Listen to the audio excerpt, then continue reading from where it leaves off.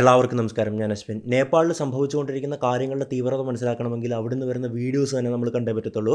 ഒരു കാര്യം പറഞ്ഞോട്ടെ, നമ്മുടെ യൂട്യൂബ് വീഡിയോയിൽ അത്രത്തോളം വയലൻ്റ് ആയിട്ടുള്ള വീഡിയോ ക്ലിപ്പ് നമുക്ക് കാണിക്കാൻ പറ്റില്ല. യൂട്യൂബിൻ്റെ പോളിസി റെസ്ട്രിക്ഷൻസും കാര്യങ്ങളൊക്കെ ഉണ്ട്. ഞാൻ പറയാം, അത് കണ്ടപ്പോൾ സത്യം പറഞ്ഞാൽ ഒരുപാട് കലാപങ്ങൾ ഇതിനിടയ്ക്ക് പലയിടത്തും നടന്നിട്ടുണ്ടെങ്കിൽ അതിനേക്കാളൊക്കെ ഭീകരമായിട്ടുള്ളൊരു കാഴ്ച ഒരു വീഡിയോ ഞാൻ കാണാനിടയുണ്ടായി. നിങ്ങൾക്കറിയാം, 19 വിദ്യാർത്ഥികൾ ചെറുപ്പക്കാരെ അവിടുത്തെ ഭരണകൂടം വെടിവെച്ച് കൊന്നല്ലേ. പോലീസും സ്പെഷ്യൽ ടാസ്ക് ഫോഴ്സൊക്കെ ആയിരുന്നു വെടിവെച്ച് കൊന്നിട്ടുണ്ടായിരുന്നത്. ഒരുപാട് പേര് മരിച്ചു കിടക്കുന്ന വീഡിയോസ് കണ്ടു. അതിലൊരു വീഡിയോ ഉണ്ടല്ലോ, ഒരു പയ്യൻ, ഒരു 10-20 വയസ്സ് പ്രായമേ ഉള്ളൂ. ജെൻസി കിഡ്സ് ആണല്ലോ മൊത്തം ഈ പ്രക്ഷോഭം ഉണ്ടാക്കിയിട്ടുള്ളതല്ലേ. ആ പയ്യൻ്റെ തലയ്ക്കാണ് വെടിയേറ്റിട്ടുള്ളത്. ആ പയ്യൻ മരിച്ചു കിടക്കുകയാണ്. ഇങ്ങനെ ഒരു കമ്പി കിടപ്പുണ്ട്. ആ കമ്പിയുടെ മുകളിലൂടെ ഇങ്ങനെ കമന്ന് കിടക്കുകയാണ്. ആ പയ്യൻ്റെ തലേന്ന് ചോര ചീറ്റണത്. ഒഴുകുന്നതല്ല, ഞാൻ കള്ളമല്ല പറയുന്നത്. തലേന്ന് ചോര ഇങ്ങനെ ഫോഴ്സിൽ ചീറ്റുന്നു. ഇത്രയും വലിയ സംഭവങ്ങളാണ് നേപ്പാളിൽ സംഭവിച്ചുകൊണ്ടിരിക്കുന്നത്. അതുപോലെ ഒരുപാട് മരണങ്ങൾ, നൂറുകണക്കിന് പേര് ഗുരുതരമായിട്ട് പരിക്കേറ്റ് കിടക്കുന്നു. നമ്മുടെ തൊട്ടടുത്ത അയൽ രാജ്യമല്ലേ. നമ്മൾ നേപ്പാൾ എന്നൊക്കെ കേൾക്കുമ്പോൾ നമുക്ക് ഭയങ്കര ശാന്തിയുടെ സമാധാനത്തിൻ്റെ ഒരു രാജ്യമായിട്ടാണ് നമ്മൾ വിചാരിച്ചിട്ടുള്ളത്. പ്രത്യേകിച്ച് നമുക്ക് നേപ്പാളൊക്കെ മറ്റേ യോദ്ധ എന്നൊക്കെ പറയുന്ന സിനിമകളിലൂടെ അന്ന് മുതലേ അത്രത്തോളം സുപരിചിതമാണ് മലയാളിക്കല്ലേ. പിന്നീട് ഇപ്പോൾ യാത്രാ വ്ളോഗുകളൊക്കെ അത്രയും സുലഭമാണ്. പക്ഷേ നേപ്പാൾ എന്ന് പറഞ്ഞാൽ നമ്മുടെ നാട്ടിൽ ഗൂർഖകൾ വരുന്നു. നമ്മുടെ ഒരുപാട് പേര് അങ്ങോട്ട് പോയി ജോലി ചെയ്യുന്നു. കാരണം നമുക്ക് പാസ്പോർട്ടോ വിസയോ കാര്യങ്ങളോ ഒന്നും വേണ്ട. നമ്മുടെ ഒരു ID കാർഡ് കാണിച്ചു കൊടുത്ത് നമുക്ക് രാജ്യത്തേക്ക് പ്രവേശിക്കാൻ പറ്റും. അവർക്കും ഇങ്ങോട്ടും അങ്ങനെ തന്നെ അല്ലേ. അപ്പോൾ നമ്മുടെ ഒരു അയൽ രാജ്യത്ത്, അത് നമ്മുടെ ഏറ്റവും വലിയ സൗഹൃദ രാജ്യങ്ങളൊന്നായിട്ടുള്ള രാജ്യത്ത് ഇങ്ങനെയൊക്കെ സംഭവിക്കുക എന്ന് പറയുമ്പോൾ നമുക്ക് വിശ്വസിക്കാൻ പോലും സാധിക്കുന്നില്ല. അതായത് ശരിക്കും പറഞ്ഞാൽ കാഠ്മണ്ഡുവിൻ്റെ തെരുവുകൾ ഒരു യുദ്ധക്കളം പോലെയായി മാറി തീർത്തും. ഒരു വശത്ത് പോലീസും ടാസ്ക് ഫോഴ്സും, മറുവശത്ത് ജെൻസി പ്രക്ഷോഭകരും തമ്മിൽ വലിയ കടുത്ത ഏറ്റുമുട്ടലുകളാണ് അവിടെ നടന്നിട്ടുണ്ടായിരുന്നത്. സർക്കാർ കെട്ടിടങ്ങളൊക്കെ കത്തിക്കുകയാണ്. വലിയ പുക ഇങ്ങനെ കത്തി നിറഞ്ഞ ആകാശം നിറയുകയാണ്. ഇതിനിടയിൽ നേപ്പാൾ ധനമന്ത്രിക്ക്, അവിടുത്തെ ഫിനാൻസ് മിനിസ്റ്റർ ഉണ്ടല്ലോ, അയാളെയൊക്കെ ഉണ്ടല്ലോ ജനങ്ങൾ റോഡിൽ പരസ്യമായിട്ട് തല്ലിച്ചതയ്ക്കുകയാണ്, കയ്യേറ്റം ചെയ്യുകയാണ്. ഒരു ചെറുക്കൻ ഓടി വന്ന് ഫ്ലൈയിങ് കിക്ക് ചാടി ചവിട്ടുകയാണ്. അയാൾ തെറിച്ചു പോകുന്ന വീഡിയോസൊക്കെ ഉണ്ടായിരുന്നു. അതൊന്നും നമുക്കിവിടെ കാണിക്കുന്നതിന് തടസ്സങ്ങളുള്ളതുകൊണ്ടാണ് ഞാൻ കാണിക്കാത്തത്. മറ്റ് ഡിപ്ലോമാറ്റ്സിൽ വലിയ ഗവൺമെൻറ് ഉദ്യോഗസ്ഥരൊക്കെ ഇല്ലേ, ഇപ്പോൾ നമ്മുടെ നാട്ടിൽ IAS എന്നൊക്കെ പറയുന്ന പോലത്തെ അവിടുത്തെ ഉദ്യോഗസ്ഥരൊക്കെ ഉണ്ടല്ലോ, പരസ്യമായിട്ട് തല്ലിച്ചതയ്ക്കുന്നു, ചോരയൊലിപ്പിച്ച് നിൽക്കുന്നു. അവിടുത്തെ മുൻ പ്രധാനമന്ത്രി ഇവരൊക്കെ ആക്രമണങ്ങൾക്ക് തിരിയാകുന്നു. ഈ ഒരു വലിയ അരാജകത്വത്തിനിടയിൽ നേപ്പാൾ പ്രധാനമന്ത്രി KP ശർമ്മ ഒലി പെട്ടെന്ന് രാജിവെച്ച് ഒരു സൈനിക ഹെലികോപ്റ്ററിൽ ഓഫീസിൽ നിന്ന് രക്ഷപ്പെടുന്ന കാഴ്ചകളൊക്കെ നമ്മൾ കണ്ടതാണല്ലോ. എയർലിഫ്റ്റ് ചെയ്താണ് പല ഈ മന്ത്രിമാരെയൊക്കെ കൊണ്ടുപോയിട്ടുണ്ടായിരുന്നത്. അതിന്റെ വീഡിയോസ് നമ്മൾ കണ്ടതാണ്. ഈ രാജിക്ക് കാരണം പ്രധാനമായിട്ടും യുവാക്കൾ നയിച്ച ഒരു അഴിമതി വിരുദ്ധ പ്രക്ഷോഭമാണ്. വെറും 48 മണിക്കൂറിനുള്ളിൽ 19 പേർ മരിക്കുകയും നൂറുകണക്കിന് ആൾക്കാർക്ക് പരിക്കുകയും ചെയ്തു. പ്രക്ഷോഭകർ പാർലമെന്റ് കോംപ്ലക്സിലേക്ക് ഇരച്ചു കയറി അതിന്റെ ചില ഭാഗങ്ങളൊക്കെ കത്തിക്കുകയാണ്. നേപ്പാളിന്റെ ജനാധിപത്യത്തിനെതിരെയുണ്ടായ ഈ ഒരു അപൂർവ ആക്രമണം ഉണ്ടല്ലോ, അത് മൊത്തം നേപ്പാളിന്റെ സന്തുലിതാവസ്ഥയെ മാറ്റിമറിക്കുകയാണ്. ഈ ഒരു ആവേശത്തിൽ, അതായത് ആക്രമണ സ്വഭാവം ആൾക്കാർ കൈവരിച്ചു കഴിഞ്ഞാൽ ഭയങ്കര ആവേശമായിരിക്കും അല്ലേ. അപ്പോൾ അതുകൊണ്ട് തന്നെ അവിടുത്തെ പ്രധാനമന്ത്രി ഓലിയുടെ ഭക്തിപൂരിയിലുള്ള സ്വന്തം വീടും പ്രസിഡന്റായിട്ടുള്ള രാംചന്ദ്ര പൗഡലിൻ്റെ വീടും ഉൾപ്പെടെ ഉന്നത നേതാക്കളുടെ സ്വകാര്യ വസതികളെല്ലാം കത്തിക്കുകയാണ്. ഫുള്ള് കത്തിച്ചാമ്പലാക്കുകയാണ്. അപ്പോൾ അതായത് പോലീസ് കണ്ണീർ വാതകമൊക്കെ പ്രയോഗിക്കുന്നുണ്ടല്ലോ. ആ കണ്ണീർ വാതകത്തിൻ്റെ പുക അവിടെ നിന്ന് മറഞ്ഞപ്പോഴേക്കും ഉണ്ടല്ലോ, നേപ്പാളിലെ സർക്കാർ മൊത്തം തകർന്നിരുന്നു. തലസ്ഥാന നഗരിയിൽ അനിശ്ചിതകാല കർഫ്യൂ പ്രഖ്യാപിക്കപ്പെട്ടിരുന്നു. ഇങ്ങനെ ഒരവസ്ഥയിലേക്ക് നേപ്പാൾ എത്താൻ കാരണം എന്താണ് അവിടെ സംഭവിച്ചുകൊണ്ടിരിക്കുന്നത്? വളരെ വ്യക്തമായിട്ട് നമുക്ക് നോക്കാം. അടുത്ത ദശകത്തിലെ ജിയോ പൊളിറ്റിക്സും എക്കോണമിക് പവറും നിർണ്ണയിക്കുന്നത് കൃത്യമായിട്ടുള്ള രീതിയിൽ AI പഠിച്ച് മനസ്സിലാക്കി ഉപയോഗിക്കുന്നവരായിരിക്കും. എന്നാൽ AI എവിടെ നിന്ന് പഠിച്ചു തുടങ്ങണമെന്നറിയാതെ മിക്ക പ്രൊഫഷണൽസും ഇപ്പോൾ കൺഫ്യൂസ്ഡ് ആണ്. നിങ്ങൾക്ക് ആ ഒരു കർവിൽ ഒരു പടി മുന്നിലെത്താൻ ഞാനൊരു അവസരമൊരുക്കുകയാണ്. ഈ വീക്കെൻഡിൽ ശനിയാഴ്ചയും ഞായറാഴ്ചയും രാവിലെ 10 മണി മുതൽ വൈകിട്ട് 7 മണി വരെ നടക്കുന്ന ഒരു exclusive 2 day live AI training പ്രോഗ്രാമിലേക്ക് നിങ്ങളെ ക്ഷണിക്കുകയാണ്. സാധാരണയായി 10,000 രൂപ വരുന്ന ഈ കോഴ്സ് നിങ്ങൾക്ക് തികച്ച് സൗജന്യമായിട്ടായിരിക്കും കേട്ടോ ലഭിക്കുക. ലോകത്തിലെ ആദ്യത്തെ AI ഫോക്കസ്ഡ് എഡ്യൂക്കേഷണൽ പ്ലാറ്റ്ഫോമായിട്ടുള്ള ഔട്ട്സ്കില്ലാണ് ഇത് സാധ്യമാക്കുന്നത്. ഇൻഫ്ലുവൻഷ്യൽ AI ഫൗണ്ടേഴ്സും ഇൻവെസ്റ്റേഴ്സും ഒക്കെ തന്നെ ഇതിന് പിന്തുണ നൽകുന്നുണ്ട്. ഈ 16 മണിക്കൂർ ലൈവ് ട്രെയിനിങ്ങിലൂടെ നിങ്ങൾ നേടുന്ന കഴിവുകൾ ഇതൊക്കെയാണ്. വ്യവസായങ്ങളെ മാറ്റിമറിക്കുന്ന 10ലധികം ടൂളുകൾ ഉപയോഗിച്ച് ഒരു പേഴ്സണൽ AI ടൂൾ കിറ്റ് നിർമ്മിക്കാം. പ്രോംപ്റ്റ് എഞ്ചിനീയറിംഗ് പഠിച്ച് AI കൃത്യമായിട്ട് ഉപയോഗിക്കാൻ പഠിക്കാം. ഒരു കോഡ് പോലും എഴുതാതെ റെപ്പറ്റേറ്റീവ് ടാസ്കുകൾ ഓട്ടോമേറ്റ് ചെയ്യാനും ഡാറ്റ അനലൈസ് ചെയ്യാനും സാധിക്കും. മിനിറ്റുകൾക്കുള്ളിൽ പ്രൊഫഷണൽ പ്രസൻറ്റേഷൻസും ചിത്രങ്ങളും വീഡിയോസ് ഒക്കെ ഉണ്ടാക്കാം. നിങ്ങൾക്കൊരു കോമ്പറ്റേറ്റീവ് എഡ്ജ് നൽകുന്ന AI ഏജൻസും ടൂളുകളും ഒക്കെ ഡെവലപ്പ് ചെയ്യാം. 40ലധികം രാജ്യങ്ങളിൽ നിന്നുള്ള 1,00,000-ലധികം പ്രൊഫഷണൽസ് ഇതിനോടകം തന്നെ ഈ കോഴ്സിൽ പങ്കെടുത്ത് കഴിഞ്ഞു കേട്ടോ. AIയുടെ ഈ ഒരു കാലഘട്ടത്തിൽ തയ്യാറെടുപ്പില്ലാതിരിക്കുന്നത് ഒരു ഡിസഡ്വാൻറ്റേജ് മാത്രമല്ല, അതൊരു റിസ്ക് കൂടിയാണ്. നിങ്ങൾ ടെക്, പോളിസി, ബിസിനസ് അല്ലെങ്കിൽ AIയുടെ സ്വാധീനമുള്ള ഏത് മേഖലയിൽ ജോലി ചെയ്യുന്നവരാണെങ്കിലും ഈ പ്രോഗ്രാം നിങ്ങൾക്കായിട്ട് നിർമ്മിച്ചിട്ടുള്ളതാണ്. നിങ്ങളുടെ കരിയർ ഫ്യൂച്ചർ പ്രൂഫ് ചെയ്യാനും AI ലോകത്തെ എങ്ങനെ ഷേപ്പ് ചെയ്യുന്നു എന്ന് മനസ്സിലാക്കാനും നിങ്ങൾക്ക് താല്പര്യമുണ്ടെങ്കിൽ ഇത് നിങ്ങൾക്കുള്ള ഓപ്പർച്യൂണിറ്റിയാണ്. സീറ്റുകൾ വളരെ ലിമിറ്റഡ് ആണ്. വേഗത്തിൽ ബുക്ക് ചെയ്യുക. ഡിസ്ക്രിപ്ഷൻ ബോക്സിൽ കൊടുത്തിട്ടുള്ള ലിങ്ക് ക്ലിക്ക് ചെയ്ത് ഇപ്പോൾ തന്നെ നിങ്ങളുടെ സ്പോട്ട് സെക്യൂർ ചെയ്യുക. എല്ലാ അപ്ഡേറ്റ്സിനുമായിട്ട് വാട്സാപ്പ് ഗ്രൂപ്പിലും ജോയിൻ ചെയ്യുക. ആദ്യം നമ്മൾ മനസ്സിലാക്കേണ്ടത് എന്തുകൊണ്ടാണ് നേപ്പാളിലെ യുവജനങ്ങൾ പൊടുന്നനെ ഇപ്പോൾ പൊട്ടിത്തെറിച്ചത് എന്നുള്ളതാണ്. ഈ പ്രശ്നങ്ങളുടെ ഹൃദയഭാഗത്ത് നേപ്പാളിലെ ജെൻസി തന്നെയുണ്ട്. അതായത് കൗമാരപ്രായത്തിലും 20കളിലുമുള്ള യുവ പൗരന്മാർ അവരാണ് ഈ പ്രക്ഷോഭങ്ങൾക്ക് നേതൃത്വം നൽകിയിട്ടുണ്ടായിരുന്നത്. എല്ലാം തുടങ്ങിയത് ഒട്ടും നല്ലതല്ലാത്ത ഒരു തീരുമാനത്തിൽ നിന്നാണ്. അതായത് സെപ്റ്റംബർ 3-ാം തീയതി ഓലി സർക്കാർ 26 പ്രധാന സോഷ്യൽ മീഡിയ പ്ലാറ്റ്ഫോംസുകൾക്ക് വിലക്ക് ഏർപ്പെടുത്തുകയാണ്. അതായത് ഇപ്പോൾ നിങ്ങൾ വീഡിയോ കണ്ടുകൊണ്ടിരിക്കുന്ന യൂട്യൂബ്, പിന്നെ നമ്മൾ സ്ഥിരമായിട്ട് ഉപയോഗിക്കുന്ന ഫേസ്ബുക്ക്, വാട്സാപ്പ്, ഇൻസ്റ്റഗ്രാം, അങ്ങനെ 26 സോഷ്യൽ മീഡിയ പ്ലാറ്റ്ഫോംസ് ബാൻ ചെയ്യുകയാണ്. അതായത് അവിടെ കട്ട് ചെയ്യുകയാണ്. അപ്പോൾ അധികാരികൾക്ക് കീഴിൽ ഈ പ്ലാറ്റ്ഫോമുകൾ രജിസ്റ്റർ ചെയ്തിട്ടില്ല എന്നുള്ളതായിരുന്നു അവർ പറഞ്ഞിട്ടുള്ള കാരണം എന്നുള്ളത്. 30 ദശലക്ഷം ജനങ്ങളുള്ള ഒരു രാജ്യത്ത് ഏകദേശം 90% ആൾക്കാരും ഇന്റർനെറ്റ് ഉപയോഗിക്കുന്നുണ്ട്. അതുകൊണ്ട് തന്നെ ഈ വിലക്ക് യുവജനങ്ങളുടെ സ്വാതന്ത്ര്യത്തിന് നേരെയുള്ള ഒരു നേരിട്ടുള്ള ആക്രമണമായിട്ടാണ് അവർക്ക് തോന്നിയിട്ടുണ്ടായിരുന്നത്. ഈ വിലക്ക് സഹികെട്ടപ്പോൾ അവർക്ക് മുമ്പിലുള്ള അവസാന പിടിവള്ളി നഷ്ടപ്പെടുകയാണ്.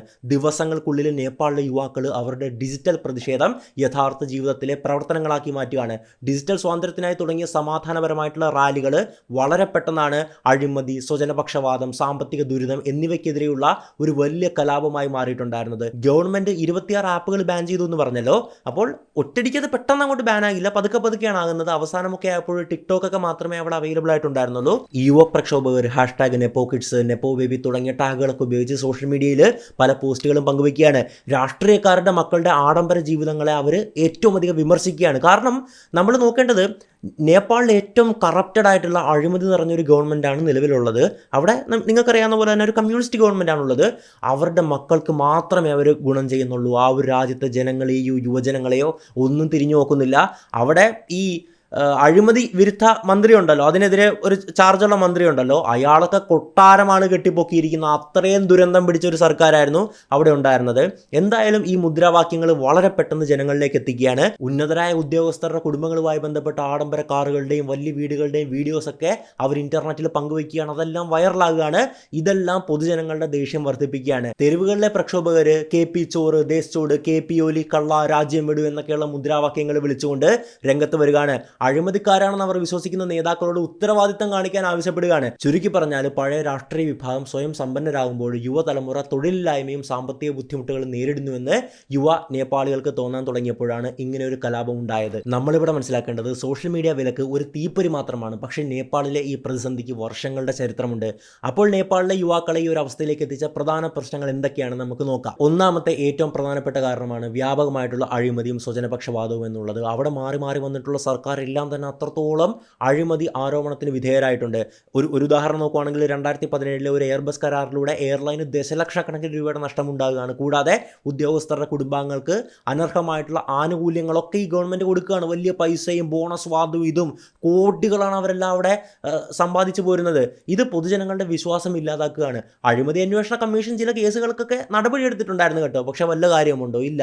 അവിടെ എല്ലാ മന്ത്രിമാരും മറ്റ് ബ്യൂറോക്രാറ്റുകളും മറ്റു വലിയ ഓഫീസേഴ്സും ഒക്കെ കോടീശ്വരന്മാരായിക്കൊണ്ടിരിക്കുകയാണ്.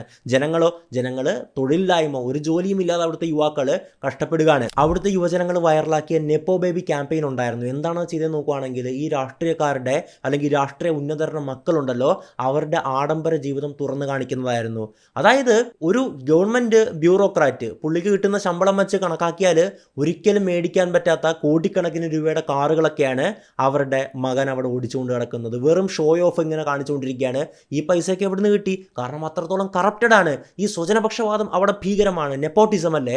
ഈ മന്ത്രിമാരുടെയും മറ്റ് ഗവൺമെൻറ് ഉദ്യോഗസ്ഥരുടെയും മക്കൾക്കൊക്കെ കോടിക്കണക്കിന് രൂപയുടെ കാറ് ഓടിച്ച് നടക്കുമ്പോൾ അവിടുത്തെ ജനങ്ങൾ യാതൊരു ജോലിയില്ലാതെ റോഡിൽ കൂടെ നടക്കുന്നത് അവർക്ക് സഹിക്കുകയില്ല. അതോടൊപ്പം അഴിമതിക്കെതിരെയുള്ള ജനങ്ങളുടെ ദേഷ്യം എത്രത്തോളം വലുതാണെന്ന് കാണിച്ച ഒരു സംഭവമാണ് നേപ്പാൾ ധനകാര്യമന്ത്രിയെ റോഡിൽ വെച്ച് പരസ്യമായിട്ട് അവിടുത്തെ യുവാക്കൾ മർദ്ദിച്ചിട്ടുണ്ടായിരുന്നത്. ഒരു യുവ പ്രക്ഷോഭകൻ റോയിറ്റേഴ്സിനോട് പറഞ്ഞതുപോലെ എല്ലാ നേപ്പാളി പൗരന്മാർക്കും അഴിമതി മടുത്തു, എല്ലാ യുവാക്കളും രാജ്യം വിട്ട് പുറത്തേക്ക് പോവുകയാണ്. ഞങ്ങൾക്ക് ഞങ്ങളുടെ യുവാക്കളെ സംരക്ഷിക്കണം, സമ്പദ് വ്യവസ്ഥയെ മെച്ചപ്പെടുത്തണം എന്നുള്ളതാണ്. എന്തായാലും രണ്ടാമത്തെ കാരണം യുവജനങ്ങളുടെ തൊഴിലില്ലായ്മയും അസമത്വവും തന്നെയാണ്. നേപ്പാളിന്റെ സമ്പദ് വ്യവസ്ഥ യുവജനങ്ങളുടെ ആഗ്രഹങ്ങൾക്കനുസരിച്ച് വളർന്നിട്ടില്ല എന്ന് തന്നെ നമ്മൾ മനസ്സിലാക്കേണ്ടതുണ്ട്. നമ്മൾ വിചാരിക്കുന്ന നേപ്പാൾ ഭയങ്കര നല്ല അടിപൊളി ബ്യൂട്ടിഫുൾ ആയിട്ട് പോകുന്ന ഒരു രാജ്യമാണെന്നുള്ളതാണ്. അല്ല, അവിടുത്തെ ബ്യൂട്ടിഫുൾ ഒക്കെ അവിടുത്തെ സീനറിയിലാണ്. പക്ഷേ ഈ ഗവൺമെന്റിന്റെ കാര്യത്തിൽ അത്ര ബ്യൂട്ടിയൊന്നുമില്ല. 15-40 ഇടയിൽ പ്രായമുള്ള ആളുകൾ രാജ്യത്തിന്റെ ജനസംഖ്യയുടെ ഏകദേശം 45% വരുന്നുണ്ട് കേട്ടോ. എന്നിട്ടും യുവജനങ്ങളുടെ തൊഴിലില്ലായ്മ ഔദ്യോഗികമായിട്ട് 10%. അതുകൊണ്ട് തന്നെ നേപ്പാളിന്റെ GDPയുടെ 1/3, ഒരു രാജ്യത്തിൻ്റെ 1/3 നേപ്പാളിൽ നിന്ന് പുറത്ത് പോയിട്ട് ജോലി ചെയ്യുന്ന നേപ്പാളികളുണ്ടല്ലോ, അവരയക്കുന്ന പൈസയാണിത്. അപ്പോഴൊന്ന് ആലോചിച്ച് നോക്കൂ, ഒരു രാജ്യത്തിൻ്റെ സമ്പദ് വ്യവസ്ഥയുടെ 1/3 നിലനിൽക്കുന്നത് വിദേശ നാണ്യത്തിലാണെന്ന് പറയുമ്പോൾ എത്ര ദുരന്തകരമാണ് ആ ഒരു രാജ്യത്തിൻ്റെ സമ്പദ് വ്യവസ്ഥ. അതേസമയം സമ്പത്തിൻ്റെ കാര്യത്തിലുമുള്ള വ്യത്യാസം വളരെ വലുതാണ്. നേപ്പാളിലെ 20% ആൾക്കാരുടെ കയ്യിലാണ് രാജ്യത്തെ പകുതിയിലധികം സമ്പത്തുമുള്ളത്. ഈ അസമത്വം വലിയ നിരാശയാണ് ഉണ്ടാക്കുന്നത്. ബിരുദധാരികൾക്കൊക്കെ ജോലി കണ്ടെത്താൻ വളരെ ബുദ്ധിമുട്ടാണ്. അതേസമയം ചെറിയൊരു ശതമാനം ഭയങ്കര രാജകീയമായിട്ട് അവിടെ ജീവിക്കുകയാണല്ലേ. അതോടൊപ്പം ഇൻഫ്ലേഷൻ, പണപ്പെരുപ്പം കൂടി, എല്ലാ സാധനങ്ങൾക്കും വില കൂടിയത് സാധാരണക്കാരൻ്റെ വയറ്റത്തടിക്കുന്ന ഏറ്റവും വലിയൊരു ദുരന്തമായിരുന്നു.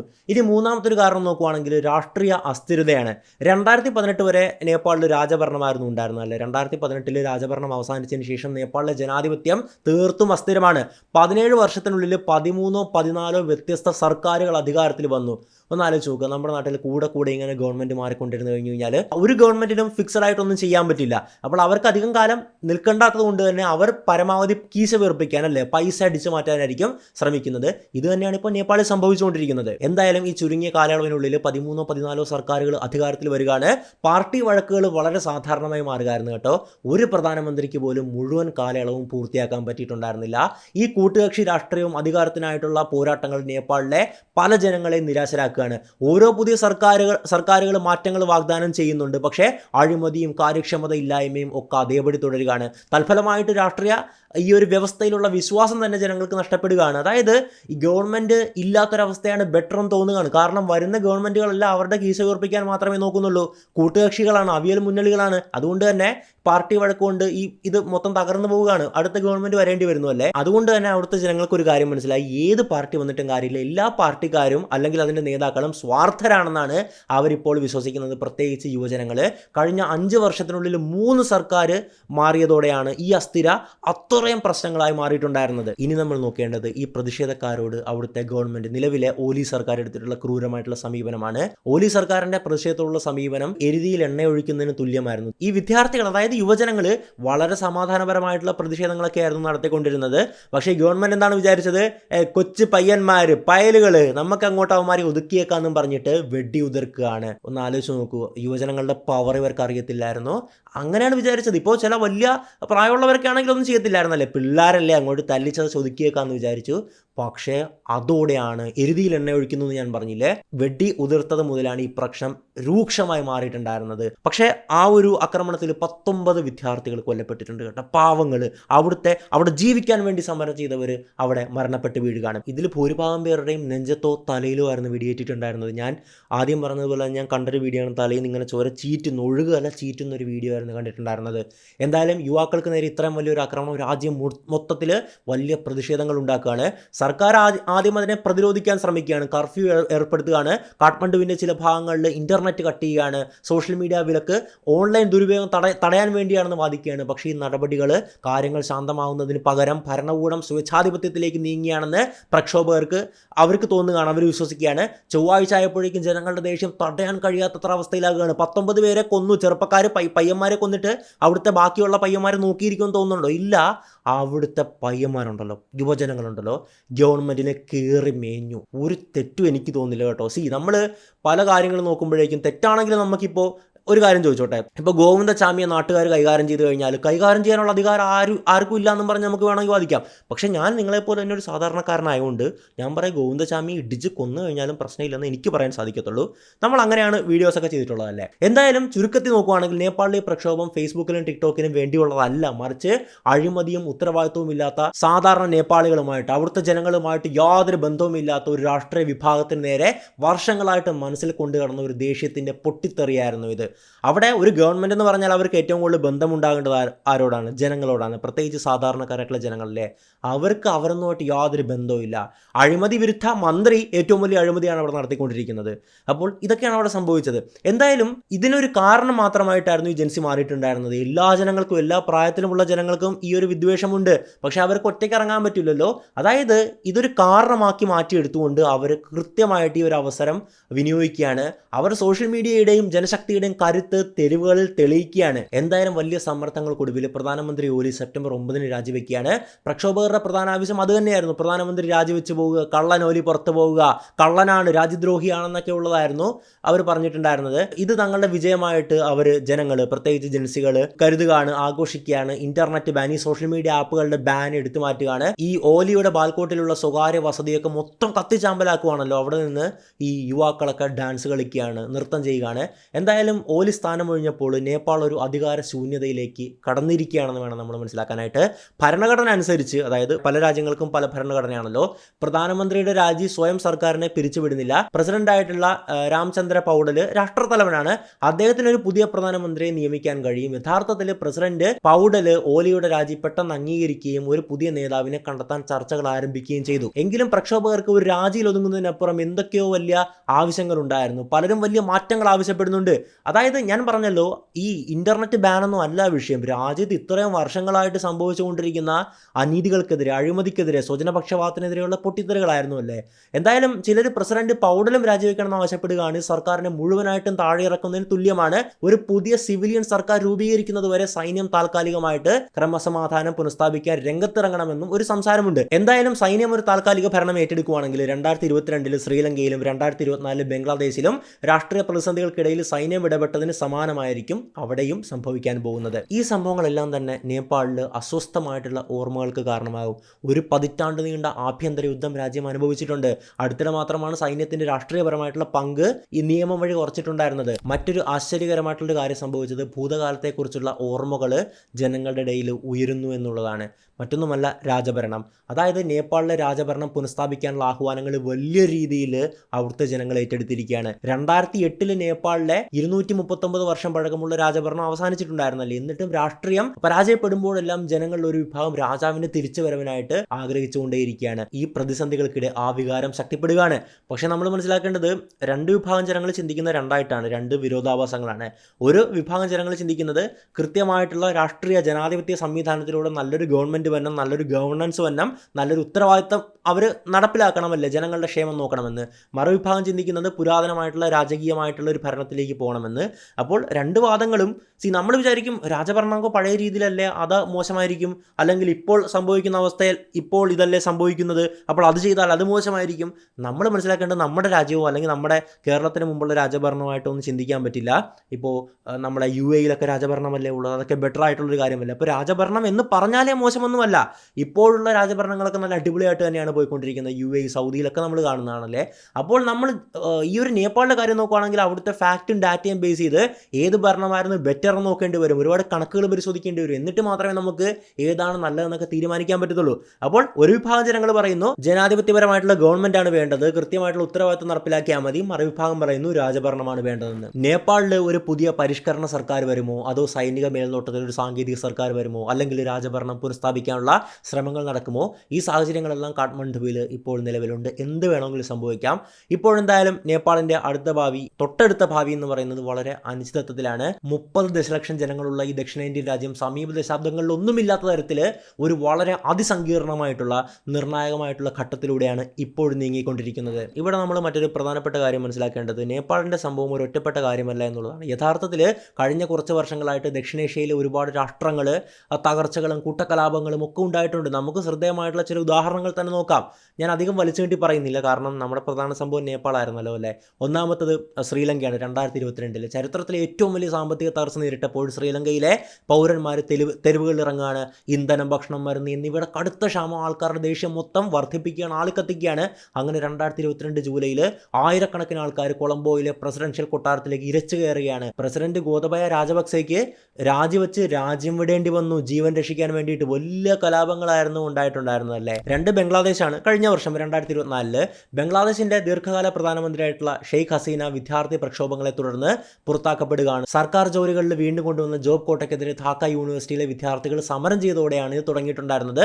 പിന്നീട് അത് ഇതുപോലെ തന്നെ വലിയ കലാപമായിട്ട് പൊട്ടിപ്പുറപ്പെടുകയാണ്.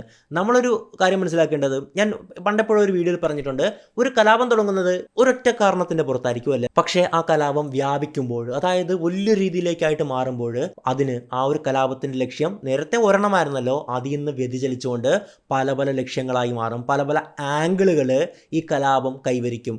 ഓരോ ഗ്രൂപ്പുകൾക്കും അവരുടേതായിട്ടുള്ള കാര്യങ്ങൾ നേടിയെടുക്കാനുള്ള ഒരു അവസരമായിട്ട് അവരത് കാണും. അതായത് അവർക്ക് ചിലപ്പോൾ അവിടുത്തെ എന്തെങ്കിലും മതപരമായിട്ടുള്ള പ്രശ്നങ്ങളുണ്ടാകാം, മറ്റ് മൈനോറിറ്റീസിനോടുള്ള പ്രശ്നങ്ങളുണ്ടാകാം, അല്ലെങ്കിൽ മെജോറിറ്റീസിനോടുള്ള പ്രശ്നങ്ങളുണ്ടാകാം. എന്തു ആയിക്കൊള്ളട്ടെ, ഇവരിതെല്ലാം ഇവരുടെ ഉള്ളിൽ ആ ചെകുത്താനും പുറത്തോട്ട് ചാടിയിട്ട് ഇത് മൊത്തം നടത്തുമല്ലേ. ഇതൊക്കെ തന്നെയായിരുന്നു നമ്മൾ ബംഗ്ലാദേശിലും കണ്ടിട്ടുണ്ടായിരുന്നത്. മൂന്നാമത്തത് അഫ്ഗാനിസ്ഥാനാണ്. 2021 ഓഗസ്റ്റിൽ അമേരിക്കൻ സൈന്യം ആ രാജ്യത്ത് നിന്ന് പിന്മാറിയതോടുകൂടിയിട്ട് താലിബാൻ വലിയ ആക്രമണങ്ങൾ കഴിച്ചുവിട്ട് അവിടുത്തെ ഗവൺമെൻറ്റിനെ അട്ടിമറിച്ച് ആ രാജ്യത്തിൻ്റെ അധികാരം പിടിക്കുകയാണ്. പിന്നീട് അവിടുന്ന് പുറത്തു വരുന്ന വാർത്തകൾ നമ്മൾ കണ്ടു കഴിഞ്ഞാൽ മനസാക്ഷി പോലും മരവിക്കുന്നൊരു കാര്യമാണല്ലേ. സ്ത്രീകൾക്ക് ഒരു അടുക്കള ജോലി ചെയ്യുമ്പോൾ ജനലുകൾ പോലും അടച്ചിടണം, തുറക്കാൻ പാടില്ല. സ്ത്രീകൾക്ക് ഭയങ്കര ക്രൂരമായിട്ടാണ്, പഠിക്കാൻ പാടില്ല, സിനിമ കാണാൻ പാടില്ല, സംഗീതം പാടില്ല എന്നൊക്കെ പറഞ്ഞാൽ അത്രത്തോളം പ്രശ്നങ്ങളാണ് താലിബാൻ അവിടെ നടത്തിക്കൊണ്ടിരിക്കുന്നത്. അല്ല, അഫ്ഗാനിസ്ഥാൻ എന്നൊക്കെ പറഞ്ഞു കഴിഞ്ഞാൽ എങ്ങനെയുള്ള രാജ്യമായിരുന്നു പണ്ട്, ഒരുപാട് സാംസ്കാരികതയും അതും ഇതൊക്കെ ഉണ്ടായിരുന്ന രാജ്യമായിരുന്നു. പക്ഷേ ഇപ്പോൾ താലിബാൻ്റെ ഭരണത്തിന് കീഴിൽ ക്രൂരമായിട്ടുള്ള ബുദ്ധിമുട്ടുകളാണ് അവിടുത്തെ ജനങ്ങൾ, പ്രത്യേകിച്ച് സ്ത്രീകളാണ് അനുഭവിച്ചു കൊണ്ടിരിക്കുന്നത്. ഇത് സത്യസന്ധമായിട്ടുള്ള കാര്യമാണ്, തള്ളോ കാര്യങ്ങളോ ഒന്നുമല്ല. അവിടുത്തെ താലിബാൻ ഗവൺമെൻറ് തന്നെ ഇതിൻ്റെ കാര്യങ്ങൾ, നോട്ടിഫിക്കേഷൻസും സർക്കുലറൊക്കെ പുറത്തു വിടാറുമുണ്ട്. അതിനെയൊക്കെ പറ്റി നമ്മൾ ആ സമയത്ത് സംസാരിച്ചാണ്. എന്തായാലും നാലാമത്തത് മ്യാൻമറാണ്. 2021 മുതൽ 2023 വരെ 2021 ഫെബ്രുവരിയിൽ മ്യാൻമറിലെ സൈന്യം ടട്മഡാവു ഒരു അട്ടിമറിയിലൂടെ അധികാരം പിടിച്ചെടുക്കുകയാണ്. തിരഞ്ഞെടുക്കപ്പെട്ട സർക്കാർ നേതാവായിട്ടുള്ള ഓങ് സാൻ സൂചിയെ താഴെ ഇറക്കിയിട്ടായിരുന്നു ഇത് നടത്തിയിട്ടുണ്ടായിരുന്നത്. ഇത് മ്യാൻമർ കണ്ടിട്ടുള്ള ഏറ്റവും വലിയ പ്രതിഷേധ സമരങ്ങൾക്ക് കാരണമായി മാറുകയാണ്. അതിന് നേതൃത്വം നൽകിയിട്ടുണ്ടായിരുന്നത് ഇതുപോലെ തന്നെ യുവാക്കളാണ്. ജൻസി പ്രവർത്തകർ ഓൺലൈനിലൂടെയും തെരുവുകളിലൂടെയും ഒക്കെ സംഘടിച്ചുകൊണ്ട് പ്രതിഷേധങ്ങൾ നടത്തുകയാണ്. പക്ഷേ സൈന്യം ക്രൂരമായിട്ടുള്ള ശക്തി ഉപയോഗിച്ച് പ്രതികരിക്കുകയാണ്.